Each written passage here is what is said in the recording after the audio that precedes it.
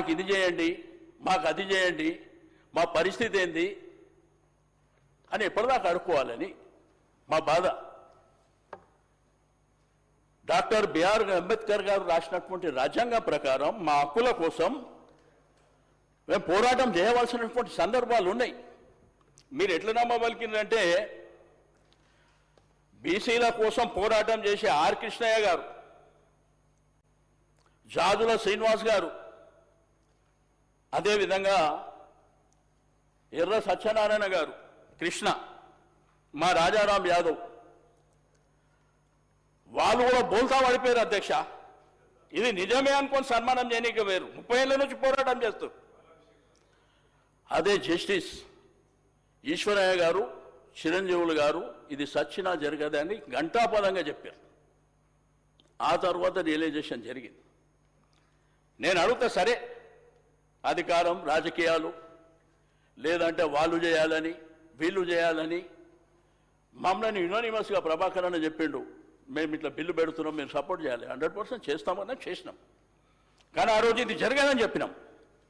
కులగణన చేసినామంటే ఈ నిండు శాసనసభలో ముఖ్యమంత్రి గారు 16 లక్షల మందిది చేయలేదని చెప్పి అఫీషియల్గా చెప్పాడు.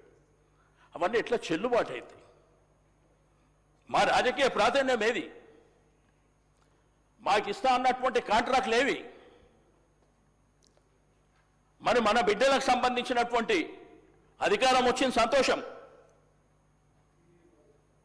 కానీ ఒక మేజర్ కమ్యూనిటీలకు సంబంధించినటువంటి ఒకవైపున యాదవులు, కురుమలు, మునుడు కాపులు, గిరిజన బిడ్డలు, వాళ్ళ ప్రాతినిధ్యం ఉండాలనేది కదా మేము కోరుకుంటుంది. 2.5 సంవత్సరాలు ఏందాక ఖాళీ పెట్టిర్రు మంత్రి పదవులు. వాళ్ళు ఇస్తే సంతోషపడి మా జనాభా కోసం, మా అణగారిన బిడ్డల కోసం పోరాటం చేస్తారు కదా.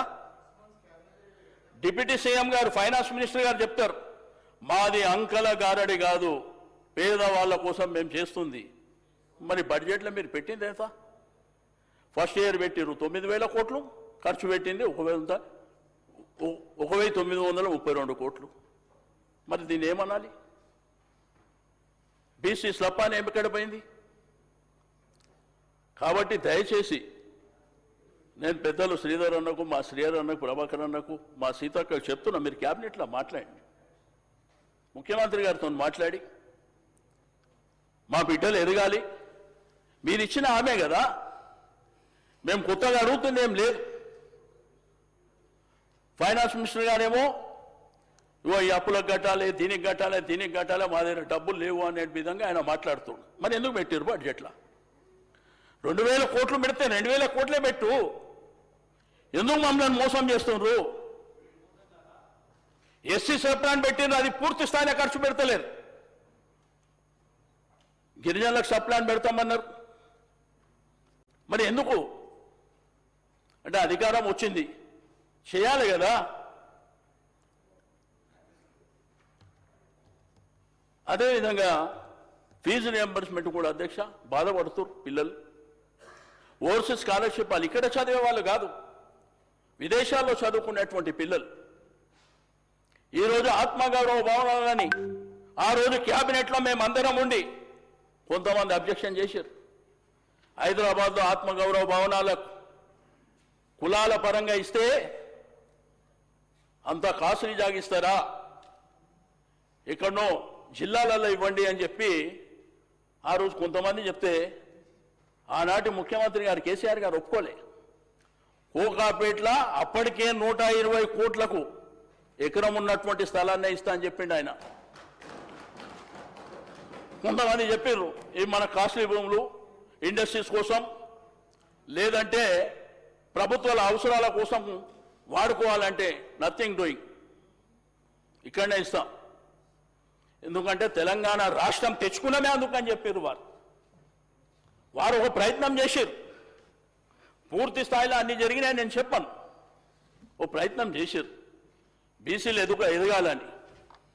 6,000 మంది పిల్లలు చదువుకుంటే 2 లక్షల మంది పిల్లలు చదువుకోనికి 1,25,000 రూపాయలు ప్రతి స్టూడెంట్ కనుక ఖర్చు పెట్టి మన పిల్లలు ప్రపంచంలో చదువుకోవాలంటే 20 లక్షల రూపాయలతో పాటు ఫ్లైట్ టికెట్ కూడా ఇచ్చినటువంటిది. ఈరోజు ప్రభాకర్ అన్నను అడుగుతున్నారు, ఆయనేమో మేము ఇప్పుడు ఇస్తాం తెస్తామని చెప్పి ఆయన చెప్పే పరిస్థితి లేక చెప్తుండే తప్ప వేరేదేం లేదు అధ్యక్ష.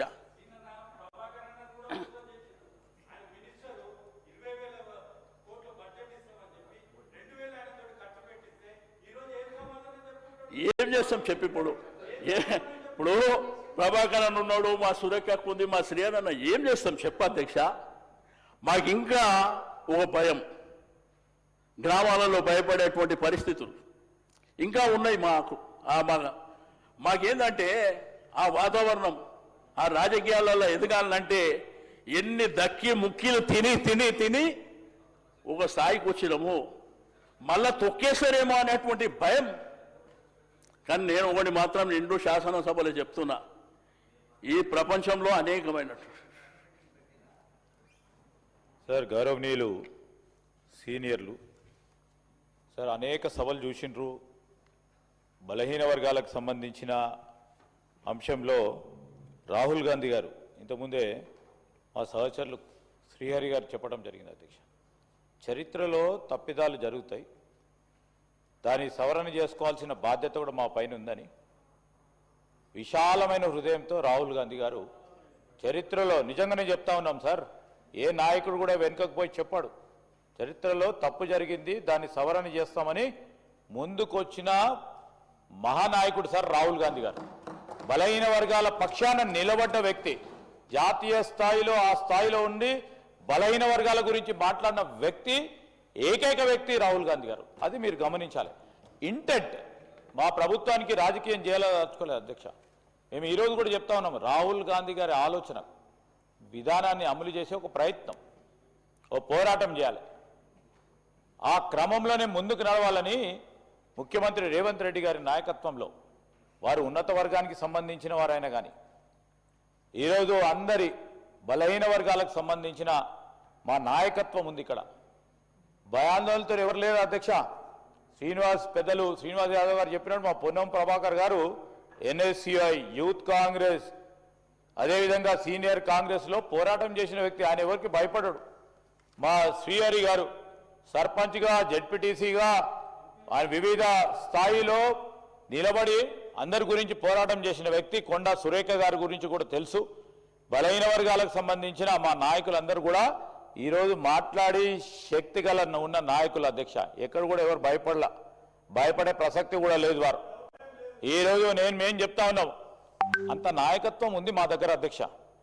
మేము అడుగుతా ఉన్నాం అధ్యక్ష, వారు ఒక్కరో ఇద్దరో ముగ్గురో మా మంత్రులకు సంబంధించిన ఎక్కడైతే ఇంకా అవకాశం ఉందో వారిని నింపాలంటున్నారు.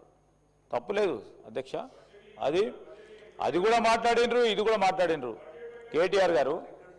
ఈరోజు మేము అడుగుతా ఉన్నాం, పోరాటం చేస్తున్నప్పుడు పోరాటంలో మేము కూడా వచ్చి కలుస్తాం అని బీజేపీ వారు కేంద్రంలో ఉంటే వారికి వ్యతిరేకంగా పోరాటం చేయాలని మేము ఢిల్లీలో పోరాటం చేస్తే కలిసి రండి అంటే రాలేదు. బీజేపీ వాళ్ళతో భయపడ్డారో మాకు తెలియదు. సరే రాలేకపోయారు. ఈరోజు మేము ఏం పోరాటం చేస్తున్నాం అధ్యక్ష? ఈరోజు డెడికేటెడ్ కమిషన్ ద్వారా ప్రక్రియను మొదలుపెట్టుకొని ముందుకు నడవండి అని కోర్టు జడ్జిమెంట్లకు అనుగుణంగా ఒక ప్రయత్నం చేసినాం. రాహుల్ గాంధీ గారు హైదరాబాద్కు సంబంధించి వారి సందర్శన సమయంలో బలహీన వర్గాలకు సంబంధించిన మీటింగ్ ఏర్పాటు చేసినప్పుడు ఓ మాట చెప్పిన అధ్యక్ష, పోరాటం చేస్తూనే ఉంటాం, మేము ప్రభుత్వంలోకి రాగానే ఖచ్చితంగా చేసి తీర్థము, ఈ పోరాటంలో ముందుకెళ్తామని చెప్పడం కూడా జరిగింది అధ్యక్ష. ఈరోజు సీతక్క గారు చెప్పింది ఏంది? మా లక్ష్యం, మా ఆలోచన, మా ఉద్దేశాన్ని చెప్పాం. మీకు ఆ ఉద్దేశం కూడా లేకుండే, మీకు ఉద్దేశమే లేకుండే అధ్యక్ష. ఈరోజు శ్రీనివాస్ యాదవ్ గారి గురించి శ్రీనివాస్ యాదవ్ గారి గురించి మా సోదరులు అన్నారు, వారి నాయకుడే. మీ నాయకత్వం గురించి మేము ప్రశ్నించలేదు అధ్యక్ష. ఈరోజు మీరు నాయకుడు అయితే బాగుంటుందని ఆశించిండ్రు తప్ప ఇంకేం ఆలోచన చేయలేదు. ఈరోజు మేము స్పీచ్లు ఇవ్వటం కాదు, మా ఆలోచన, మా లక్ష్యం చెప్పడానికి ప్రయత్నం చేసినాం అధ్యక్ష, ప్రయత్నంలో ఉంటాం అధ్యక్ష. ఇంకా 2 సంవత్సరాలు కానీ సంవత్సరం కానీ నెల కానీ ఆ ప్రయత్నంలోనే ముందుకు సాగే కార్యక్రమం కూడా చేయటం జరుగుతుంది. రాహుల్ గాంధీ గారు అదేవిధంగా పార్లమెంట్ సభ్యులు సార్, ఈరోజు రాహుల్ గాంధీ గారు మా కాంగ్రెస్ పార్టీకి సంబంధించిన పార్లమెంట్ సభ్యులు, ఇండియా కూటమికి సంబంధించిన పార్లమెంట్ సభ్యులు కూడా రాష్ట్రపతి దగ్గరికి వెళ్లి ఈ బలహీన వర్గాలకు సంబంధించిన రిజర్వేషన్ గురించి కూడా ప్రయత్నం చేసిన అధ్యక్ష. ఈరోజు మేము చెప్తా ఉన్నాం అధ్యక్ష, పోరాటంలో కలిసి రమ్మంటే మా శ్రీనివాసరావు గారు ఇటు అటు తిప్పి మేము చేస్తా ఉన్న ప్రయత్నానికి నీరుగార్చే ప్రయత్నం చేయొద్దని మేము కోరుతా ఉన్నాం అధ్యక్ష.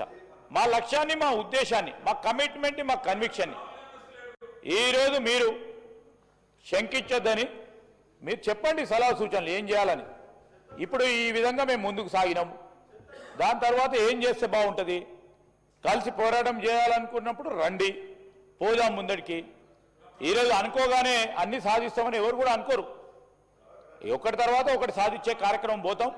ఈరోజు మీరు చెప్పిన అన్ని అంశాలు కూడా రాసుకొని మా పొన్నం ప్రభాకర్ గారు తప్పకుండా సమాధానం ఇస్తారు. ధన్యవాదాలు.